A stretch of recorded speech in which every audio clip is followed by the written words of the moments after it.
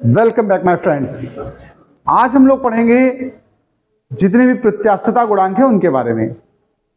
मैंने आपको बताया है हुक के नियम में जो कांस्टेंट आता है ई, उसको बोलते हैं यंग प्रत्यास्थता गुणांक।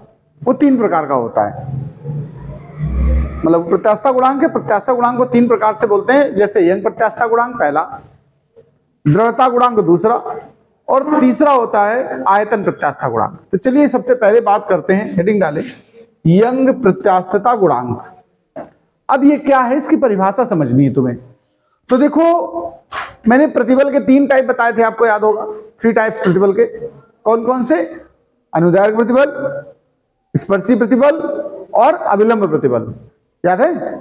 3 ही प्रकार की विकृतियां बताई थी, अनुदैर्घ्य विकृति, अपरूपण विकृति और आयतन विकृति। पहला अगर आप प्रतिबल और विकृति ले लेंगे तो ये पहला कांस्टेंट आएगा। मतलब कुछ इस तरीके से देखो, शुरुआत जब परिभाषा की करेंगे तो जैसे हुक के नियम की शुरुआत की थी, उसमें लिखा था मैंने प्रत्यास्थता की सीमा के भीतर, शुरुआत इसी जगह से होगी। तो इसकी जब परिभाषा लिखेंगे तो लिखेंगे आप प्रत्यास्थता की सीमा के भीतर अनुदैर्घ्य प्रतिबल तथा अनुदैर्घ्य प्रतिबल तथा अनुदैर्घ्य विकृति के अनुपात को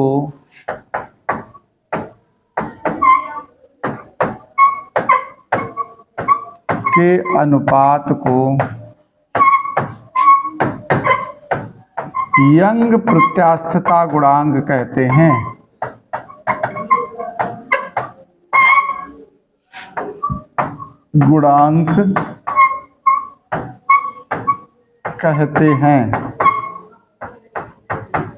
इसे y से प्रदर्शित करते हैं। किससे बताएंगे भाई?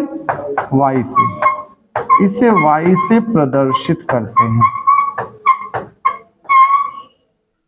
y से प्रदर्शित करते हैं। चलो इसको हम सूत्र वाइज लिखते हैं। देखिए y बराबर ऊपर हो जाएगा हमारा अनुदैर्घ्य प्रतिबल,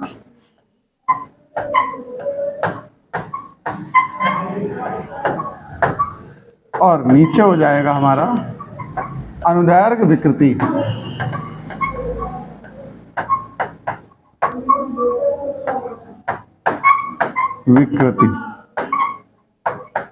इस तरीके से। अब देखो, अनुदैर्घ्य प्रतिबल की यदि मैं बात करूं तो बल बटे क्षेत्रफल F/A, ये अनुदैर्घ्य प्रतिबल का सूत्र है, F/A। और जो अनुदैर्घ्य विकृति होती है वो लंबाई में परिवर्तन बटे प्रारंभिक लंबाई होती है। तो देखो ये भी सूत्र है यंग प्रत्यास्थता गुणांक का पहले तो।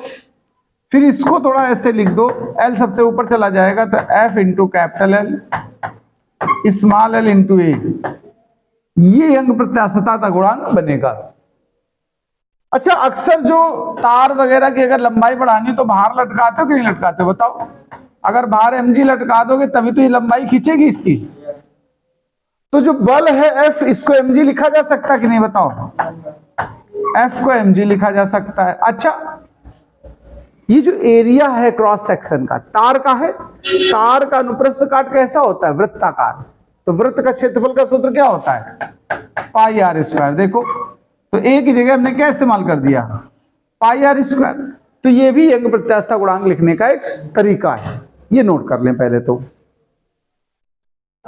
तो चलिए फॉर्मूला बन गया है। अब हम लोग मात्रक और विमा और सीख लेते हैं।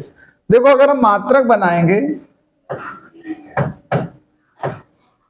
तो कैसे बनेगा देखना जरा। ये ध्यान से देखो, प्रतिबल और विकृति का अनुपात है कि नहीं है? प्रतिबल का मात्रक रख लीजिए, विकृति का रख लीजिए। तो प्रतिबल का मात्रक होता है न्यूटन बटे मीटर स्क्वायर, होता कि नहीं होता? बताओ। अच्छा, विकृति का मात्रक क्या होता है? विकृति तो मात्रकहीन विमाहीन है, इसका तो मात्रक होगा ही नहीं। तो न्यूटन बटे मीटर स्क्वायर सीधा यही मात्रक बन गया कि नहीं? बताओ। और विमा निकाल लो। विमा मतलब विमी सूत्र से हमारा है। तो देखो न्यूटन का होता है mLT -2 और मीटर स्क्वायर का L2, एक L कैंसिल हो जाएगा, ml-2 ml-1 और T-2। ये नोट कर लीजिए भाई। देखो हमने आपसे पूछा था कि स्टील और रबर में कौन ज्यादा प्रत्यास्थ है, ये प्रश्न किया था, उत्तर निकला था स्टील। कोई आपसे कह सकता है कि रबर ज्यादा प्रत्यास्थ है, मान लो, थ्योरेटिकली तो आप समझाएंगे ही, लेकिन हम इसको प्रूव करके भी दिखा दे रहे हैं, स्टील ज्यादा प्रत्यास्थ होता है। तो चलिए एक प्रश्न जैसा बना लेते हैं, हेडिंग डाल लीजिएगा, रबर की तुलना में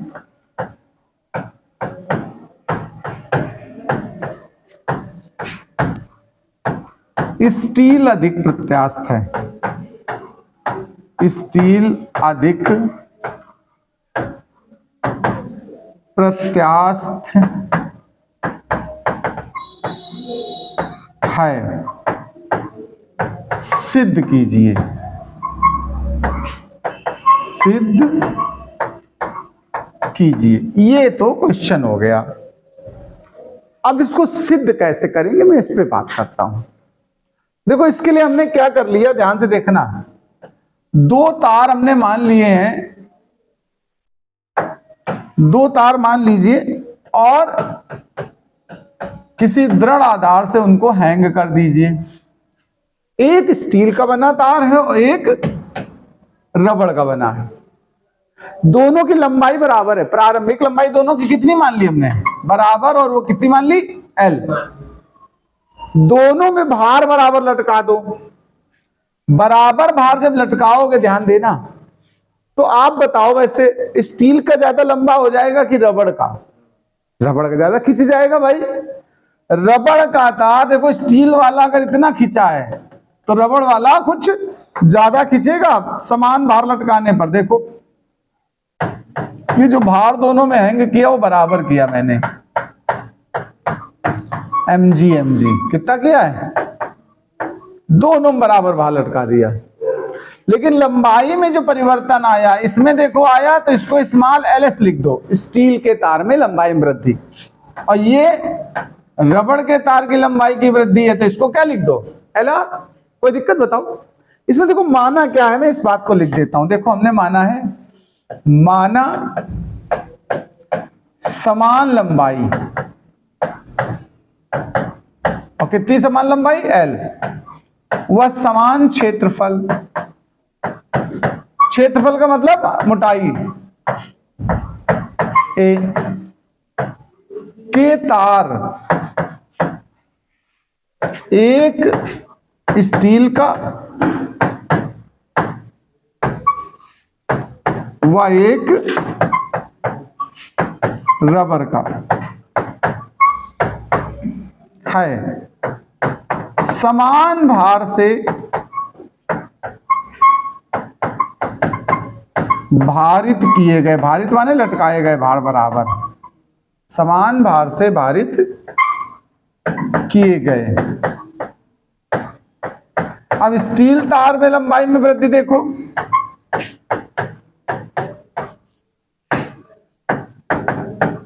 लंबाई में वृद्धि LS व रबर में LR है। बोलो इसमें कोई दिक्कत बताओ भाई, इतना समझने में कोई दिक्कत है भाई? दो तार ले लो आप, एक स्टील का बना एक रबड़ का, बराबर मोटाई है, अनुप्रस्थ काट का क्षेत्रफल, शुरुआती लंबाई भी बराबर हो गई दोनों की, बराबर बराबर भार उसमें हैंग कर दिया तुमने, खींचेंगे तो एक की लंबाई में वृद्धि हो गई LS और एक में LR हो गई। अब हम आगे के हिस्से पे बात करते हैं। देखो स्टील के तार के लिए पहले हम यंग प्रत्यास्थता गुणांक का सूत्र प्रयोग करेंगे। स्टील के तार के लिए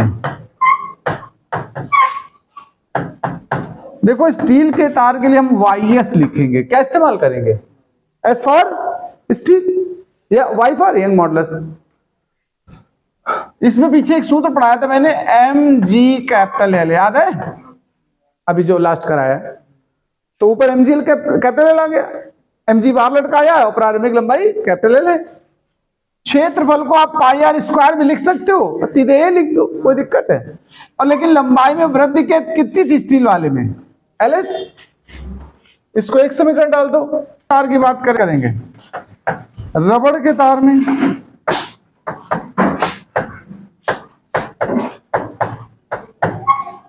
जब हम लोग रबड़ के तार की बात करेंगे सूत्र में, तो वाई आर इस्तेमाल करेंगे। क्या इस्तेमाल करेंगे? Y R.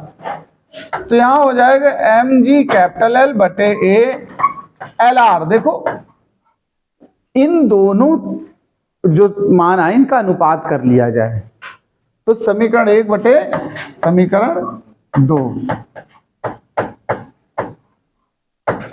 तो चलो भाग कर देते हैं। Y S upon Y R बराबर, देखो ये हो जाएगा एम जी कैपिटल एल बटे ए इंटू एल एस। यहां भी यही चीज कर दो, एम जी कैपिटल एल बटे ए इन एल आर। देखो ज्यादा सब कटा जा रहा है, क्या बचेगा अनुपात? देखो Y S upon Y R L R upon L S आ जाएगा कि नहीं, बताओ भैया। अच्छा एक बात समझना, यहां ध्यान देना जरा, एल आर बड़ा है कि एल एस? बताओ किसका मान बड़ा है? ये कौन ज्यादा खिंच गया था? लंबाई वृद्धि किसके ज्यादा हुई? एल आर की वृद्धि ज्यादा हुई। तो फिर इसका मतलब क्या हुआ कि एल आर में जब एल एस से भाग दोगे तो आंसर 1 से छोटा आएगा कि 1 से बड़ा आएगा? बताओ। ये बड़ी राशि, ये छोटी राशि, भाग दो तो आंसर 1 आएगा कि 1 से बड़ा कि 1 से छोटा? जब ऊपर बड़ा है तो 1 से बड़ा मान आया कि नहीं आया? देखो यहीं से समझ लो, एल एस इधर पक्षांतर का तो भाग में चला जाएगा। देखो तो एल आर बटे एल एस ग्रेटर देन 1। अगर ये राशि 1 से बड़ी है देखो, और ये बराबर इसके, तो ये भी तो 1 से बड़ी होगी क्योंकि ये दोनों आपस में बराबर है। तब ध्यान देना जरा, वाई एस और वाई आर का जो अनुपात है वो भी तो 1 से ज्यादा हुआ। अगर वाई एस वाई आर का अनुपात 1 से ज्यादा है तो मतलब वाई एस बड़ा है वाई आर से, यानी स्टील का यंग प्रत्यास्थता गुणांक अधिक है। देखो स्टील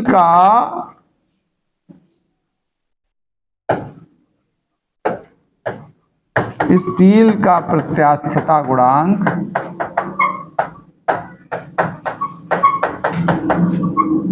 बड़ा है रबर से, है कि नहीं? बताओ।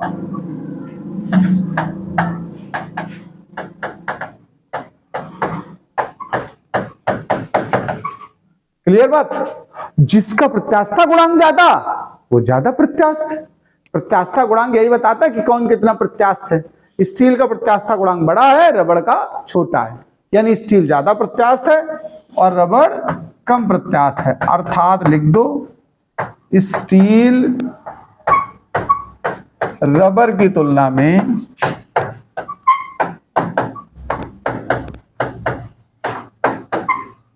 अधिक प्रत्यास्थ है, अधिक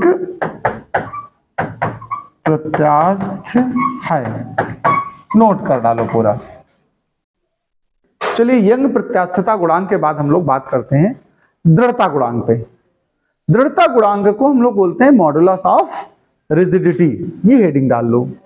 अब ये क्या है, चलो इस पे बात कर लेते हैं थोड़ा सा। जो दृढ़ता गुणांक है ये बाद में देखो सेकेंड नंबर वाले जो हमने पीछे प्रतिबल और विकृति पढ़ाई है, दूसरा वाला प्रतिबल का नाम क्या लिखाया था याद है? स्पर्शीय प्रतिबल। और दूसरे नंबर की विकृति का नाम क्या लिखाया था? अपरूपण विकृति। इन दोनों का अनुपात अगर किया जाए तो ये वाला गुणांक मिलेगा। तो इस तरह लिखेंगे, प्रत्यास्थता की सीमा के भीतर, प्रत्यास्थता की सीमा के भीतर स्पर्शीय प्रतिबल, स्पर्शीय प्रतिबल तथा अपरूपण विकृति, अपरूपण विकृति के अनुपात को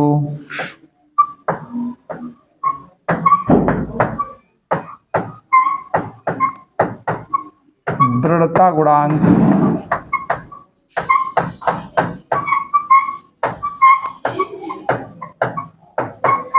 कहते हैं।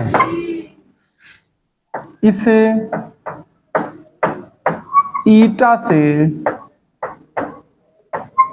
प्रदर्शित करते हैं। सूत्र देखो कुछ इस तरीके से लिखेंगे, दृढ़ता गुणांक बराबर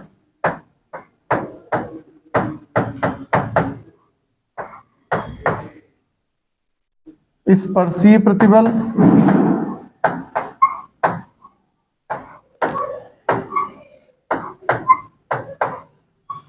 बटे अपरूपण विकृति।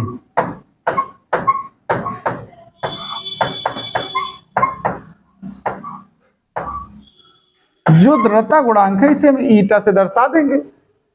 अब इसको थोड़ा सा जान लो कि ये किस तरह से बनता है। थोड़ा मैं डायग्राम से एक चीज समझाना चाहता हूं। देखिए, अगर एक मान लीजिए ऐसे वर्गाकार एक फ्रेम हो, वैसे हम लोग घन का इस्तेमाल करते हैं। घन तो समझते हो, लंबाई चौड़ाई ऊंचाई बराबर। घन के सामने का पृष्ठ अगर देखो तो ऐसे वर्गाकार दिखेगा कि नहीं, बताओ। इसका नाम कुछ आप लिख दो, ए बी सी डी। ये सी डी वाला सिरा जाम कर दो, फिक्स, हिलाना नहीं है बिल्कुल। और ए बी वाले सिरे में स्पर्श रेखा में एक बल लगा के इसको खींचा जाए।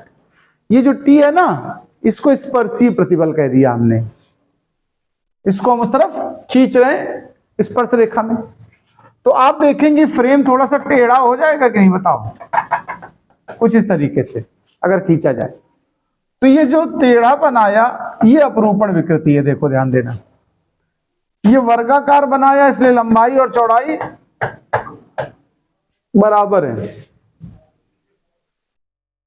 स्पर्शीय प्रतिबल को टी से और अपरूपण विकृति को हमने किससे दर्शाया है, थीटा से। अब सुनो, ये जो टी होता है ना, बल बटे क्षेत्रफल होता है कि नहीं होता, बताओ। प्रतिबल है, बल एफ है, और क्षेत्रफल इस फ्रेम का अगर निकालना हो तो लंबाई गुणा चौड़ाई मतलब क्या हुआ, L square. L into L कितना हो जाएगा, एल स्क्वायर।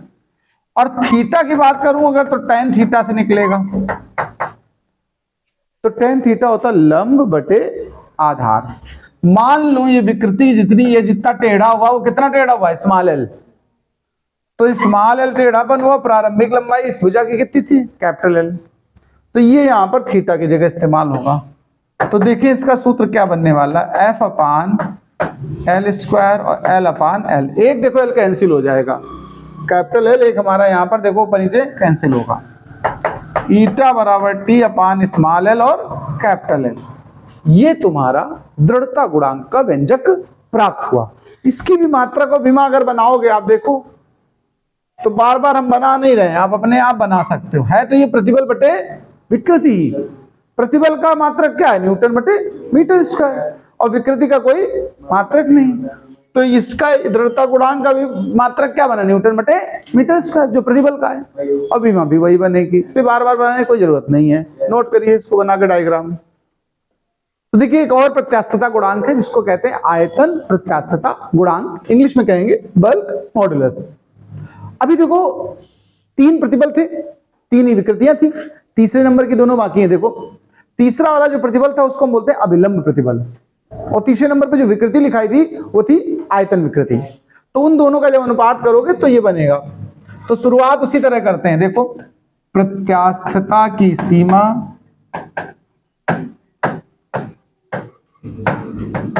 सीमा के भीतर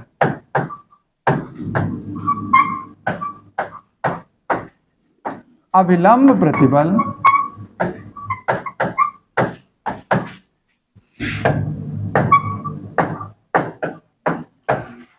तथा आयतन विकृति के अनुपात को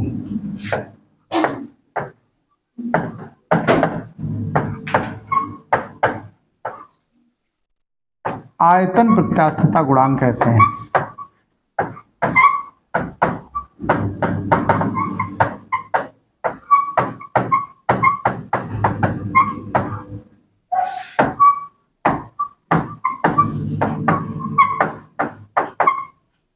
देखो इसको कभी कभी K से कभी कभी B से प्रदर्शित करते हैं। पहले तो सूत्र लिख दे रहा हूं मैं, आयतन प्रत्यास्थता गुणांक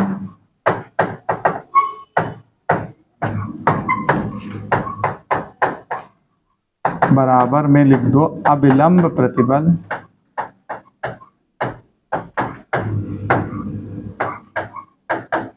बटे में लिख दो आयतन विकृति।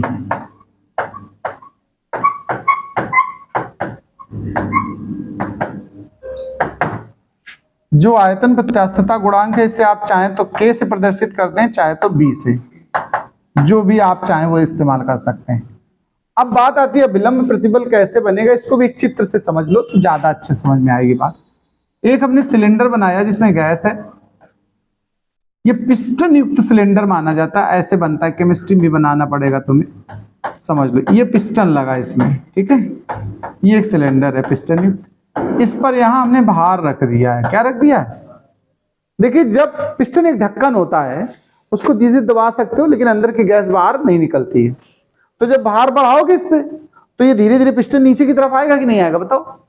मान लो अभी प्रारंभिक आयतन V है और जब तुमने इसको भार बढ़ाया तो ये पिस्टन इस जगह आ गया, तो आयतन में कुछ कमी हुई कि नहीं हुई? मान लो डेल्टा V कमी हो गई, और जो ऊपर से भार बढ़ाते हैं उससे दाब पैदा होता है, दाब को या विलंब प्रतिबल कहते हैं P। तो देखो अगर हम बात करें विलंब प्रतिबल की तो वो क्या है? P है। और आयतन विकृति होती है आयतन में परिवर्तन बटे प्रारंभिक आयतन। ध्यान रखना, यहां एक चीज और ध्यान रखना, मैं माइनस चिन्ह लगा रहा हूं। क्यों लगा रहा हूं सुने। अभी तक अगर हम प्रतिबल बढ़ाते थे तो लंबाई बढ़ती थी, याद है, यानी प्रतिबल बढ़ेगा तो विकृति भी बढ़ेगी। यहां उल्टा हो रहा है, देखो जब दाब बढ़ाओगे तो आयतन घट रहा है, उल्टा परिवर्तन होने की वजह से यहां क्या लगाया? माइनस चिन्ह। तो देखो हमारे पास सूत्र बना माइनस P अपान डेल्टा V अपान V। यहां लिख देना लास्ट में, यहां निगेटिव साइन माइनस चिन्ह, यह दर्शाता है कि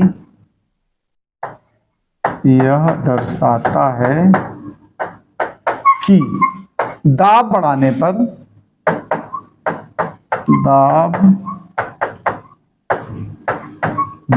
पर आयतन घटता है। अब आप नोट कर लो इसको पूरा।